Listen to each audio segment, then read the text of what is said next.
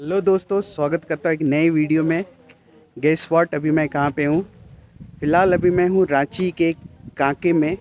और आज मैं आपको मिलाने वाला हूँ वैरायटी एग्रोटेक के फाउंडर कमलेश कुमार से। उन्होंने एक कॉर्पोरेट लाइफ बहुत ही अच्छी हैंडसम सैलरी छोड़ के उन्होंने अपना फार्म स्टार्ट किया और उसका नाम है वैरायटी एग्रोटेक, जो मशरूम फार्मिंग का है। और उन्होंने अभी काफ़ी जगह अपना स्टोर भी खोल रखा है और फ्रेंचाइजी मॉडल के तहत बहुत जगह स्टोर भी अवेलेबल करा रहे हैं।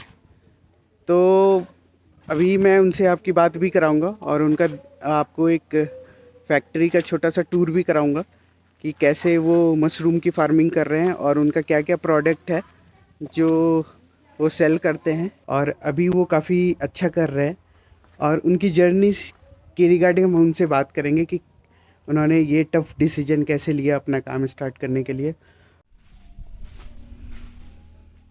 ये देखिए, ये इसके अंदर में ही ये मशरूम ग्रो होता है और इसके लिए काफ़ी ट्रेनिंग की ज़रूरत पड़ती है। दोस्तों, जैसे मैंने बताया और आइए मैं अभी वैरायटी एग्रोटेक के फार्म का टूर करा रहा हूँ। और ये देखिए, प्रॉपर साइंटिफिक तरीके से बनाया गया है।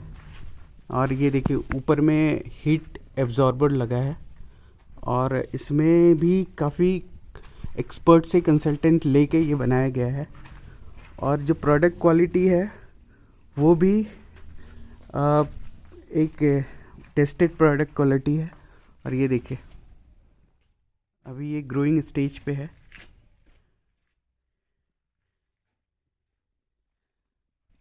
तो आगे मैं इनके फाउंडर मिस्टर कमलेश जी से आपकी बात कराऊंगा। वो यहाँ के बारे में आपको बताएंगे कि उनका जर्नी कैसा रहा। और आप भी अगर ये स्टार्ट करना चाहते हैं इनिशियल स्टेज पे तो कैसे कर सकते हैं, ये देखिए।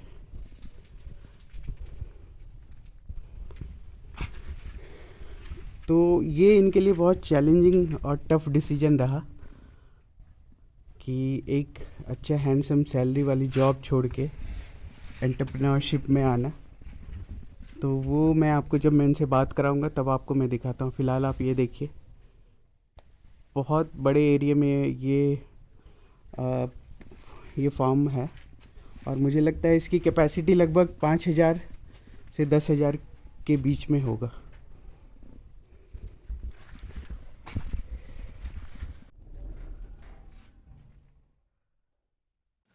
दोस्तों, जैसे मैंने आपको बताया था कि मैं अभी आपको वैरायटी एग्रोटेक के फाउंडर मिस्टर कमलेश कुमार से मिलाता हूँ।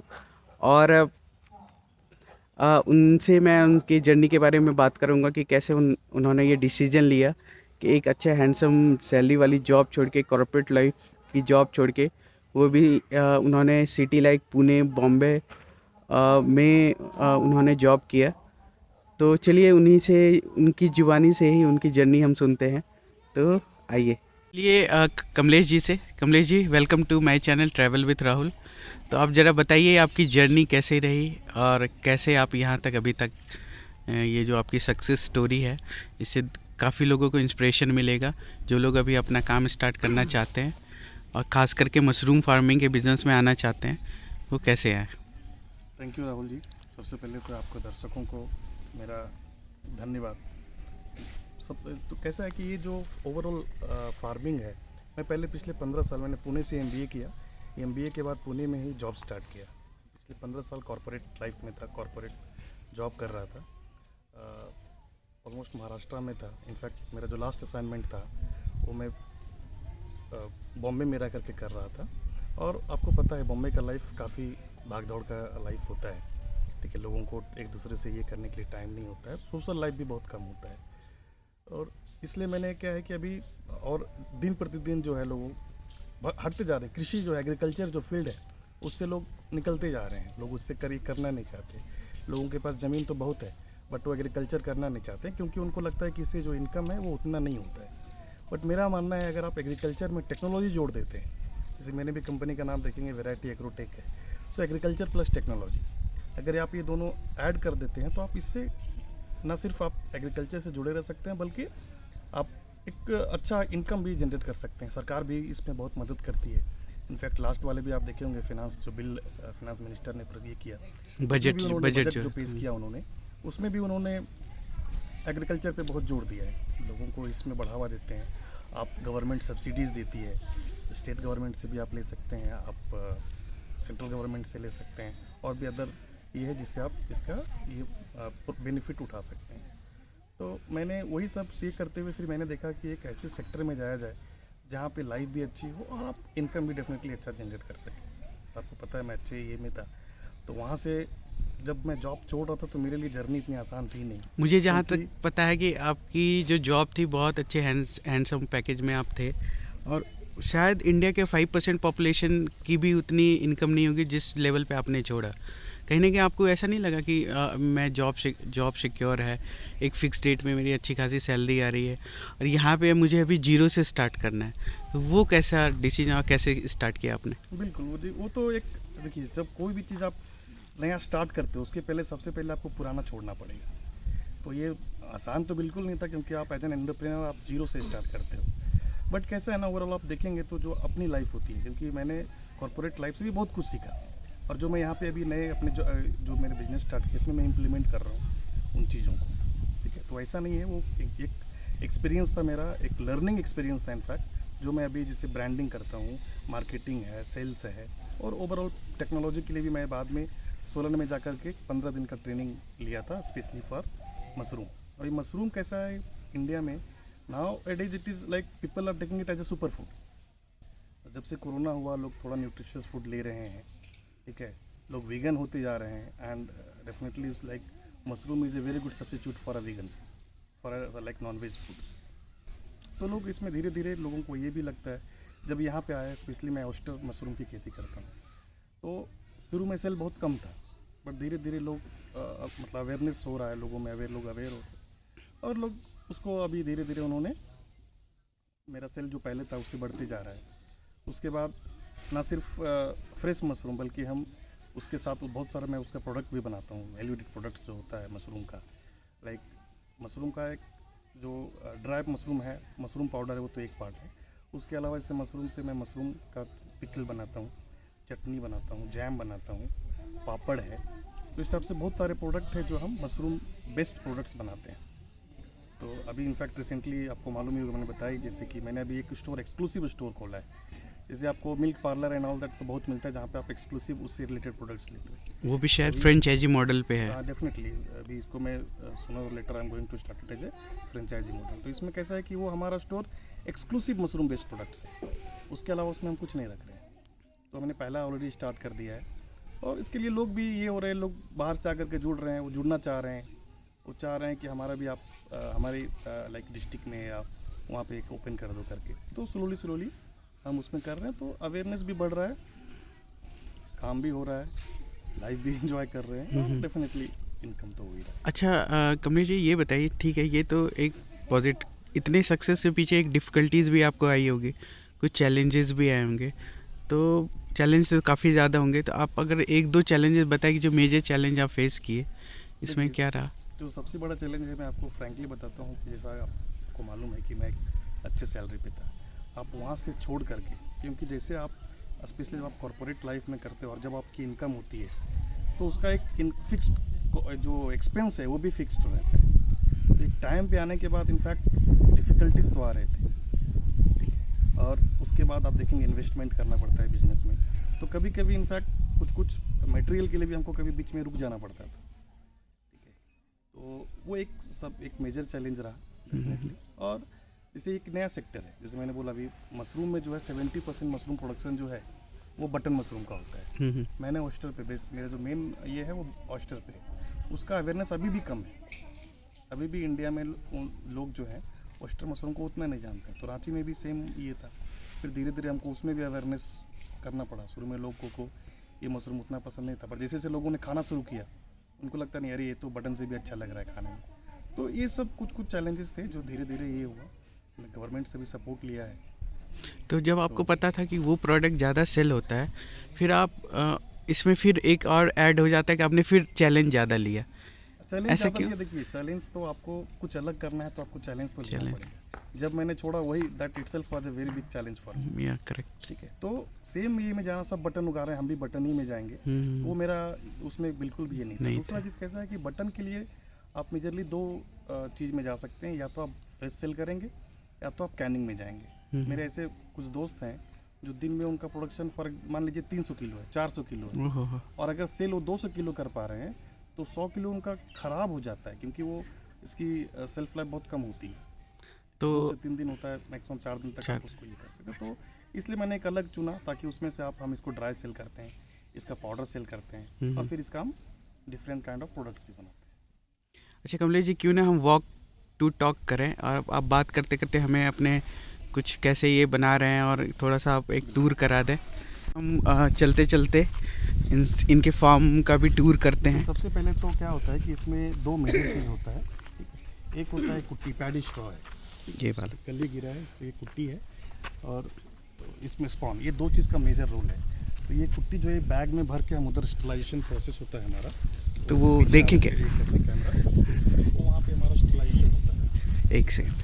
आइए दोस्तों, मैं यहाँ पे दिखाता हूँ कि ये जब कुट्टी आता है, आप उसके बाद ये इस तरह के बैग में ये रेडी होता है, और जो भी सर्टिफाइड केमिकल्स है और उसको फिर इसमें 18 से 20 घंटे तक डुबोया जाता है।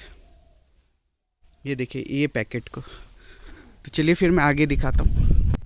इसको धूप में डालते हैं, क्योंकि जब अच्छा। बैग बनते हैं इसमें 70% नमी होनी चाहिए। ओके। तो फिर यहाँ पे धूप में सुखाते हैं, और जब 70% नमी जब बचता है फिर इसमें ये लोग देखिए बैग बनाते हैं। तो हम लोग 2 तरह से स्पॉनिंग होता है, एक मिक्स्ड स्पॉनिंग होता है जिसमें सारे पूरे जितना भी पैड यहाँ पे कुट्टी रखा हुआ है सारे में आप स्पॉन मिला दीजिए और फिर बैग में भरना शुरू कीजिए। दूसरा होता है लेयर स्पॉनिंग, जो ये लोग कर रहे हैं। अच्छा ये आप देखेंगे तो हर एक बैग में आपको करीब 5 से 6 लेयर दिखेंगे, जो कि स्पॉनिंग का लेयर है। और ये बीज है।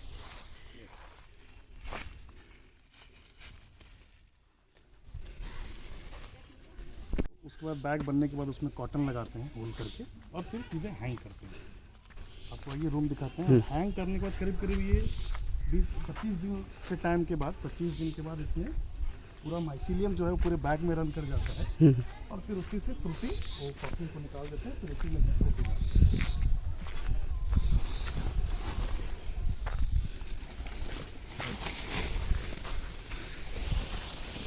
ये ऐसा बैग ऑलरेडी सारे बैग लगे हुए हैं इस रूम में, आप देख सकते हैं।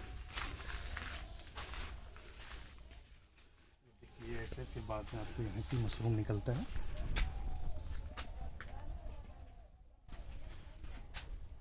ये कल आपको बड़ा हो जाएगा, अभी थोड़ा सा आज सुबह का इन लोगों ने हार्वेस्ट कर लिया है।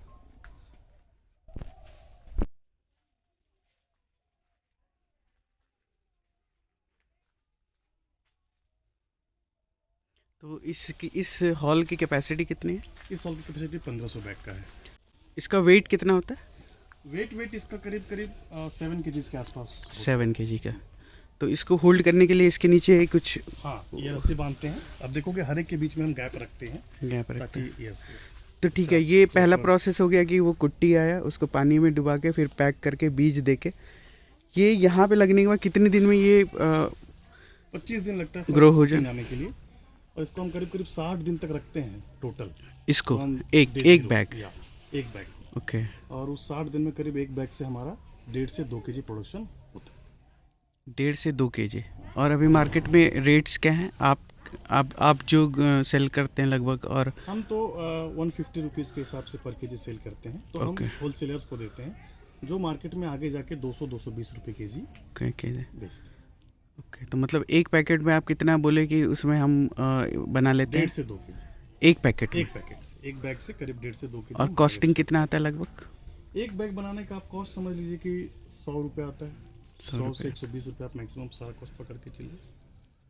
तो इसका लगभग 1500 कैपेसिटी तो मुझे जैसा समझ में आ रहा हो गई। 1000 से इस 1500 का कैपेसिटी। 1500 की कैपेसिटी। That's amazing. तो अभी हमारे पास पूरा जो बैग का कैपेसिटी है एज ऑफ टुडे करीब 20,000 बैग का कैपेसिटी है। वाह, ऑसम। और पूरे रांची में हमारे पास अभी 5 जगह पे फार्म है, अमेजिंग। अलग अलग जगह पे है, जैसे आपको भी दिखाया भी बगल में भी फराई के फार्म, करेक्ट करेक्ट। फिर बाकी जगहों पे भी है, तो उस हिसाब से हम पूरा आगे उसके। तो आपका एक और फ्रेंड है मैक्स, चलिए उससे भी मिलते हैं। मैक्स को हम बहुत छोटे से देख रहे हैं। मैक्स इनका एक पेट डॉग है, जर्मन शेफर्ड। तो आइए मैं उससे भी मिलाता हूँ। काफ़ी छोटा था जब कमलेश उसको लेके आया था, तो अभी काफ़ी बड़ा हो गया है, तो उनसे भी मिलते हैं।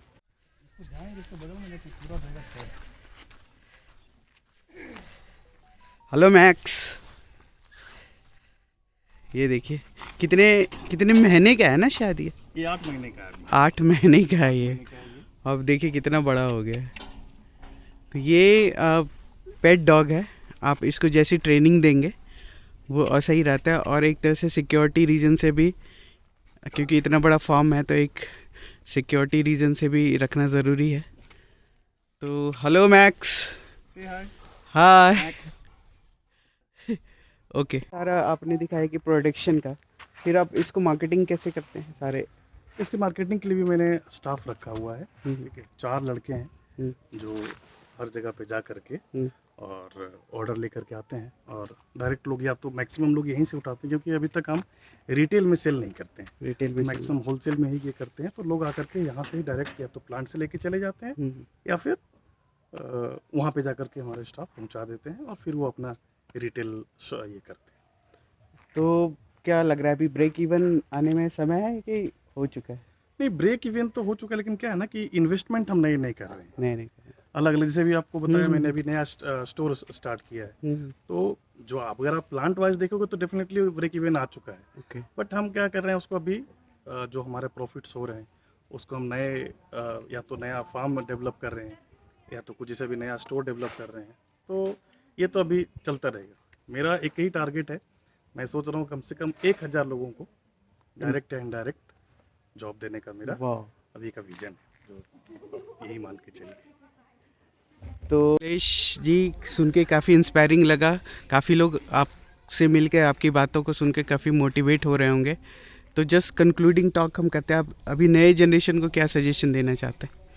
देखिए, नए जनरेशन को हम यही कहेंगे कि आप डेफिनेटली जॉब कीजिए, वहाँ से आप एक्सपीरियंस लीजिए, सीखिए। लेकिन अगर आपको अच्छा करना है तो आप शुरू से आप कोई भी काम कीजिए। जैसे आप ऑलरेडी लोग कहते भी, कोई भी काम छोटा या बड़ा नहीं होता। जिस काम में आपको इंटरेस्ट है आप उस काम को पकड़िए, उस काम में आपको और दूसरी चीज़ सबसे इम्पॉर्टेंट ये है कि आपको जो भी काम करना है उसके बारे में आना बहुत ज़रूरी है, ट्रेनिंग लेना बहुत ज़रूरी है। मैक्सिमम लोग क्या करते हैं, काम शुरू कर देते हैं बट उसके बारे में उनको मालूम नहीं होता है। आप भले बड़े लेवल पे करें, छोटे लेवल पे करें, खुद करें या स्टाफ से कराएं, लेकिन आपको उस फील्ड के बारे में नॉलेज होना बहुत ज़रूरी है। इसलिए आप जो भी करें उसका प्रॉपर ट्रेनिंग ले लें, और फिर उस काम को आप अच्छे से स्टार्ट करें। जितनी जल्दी करेंगे उतना अच्छा रहेगा, और बाकी डेफिनेटली दोनों तरफ से उसके लिए आपको बेनिफिट होगा आपको। ये वीडियो को यहीं कंक्लूड कर रहा हूँ। तो please like share and subscribe my channel. I hope आपने इस छोटे से पॉडकास्ट और मशरूम फार्म टूर का वीडियो एंजॉय किया होगा। God bless you all. Thank you.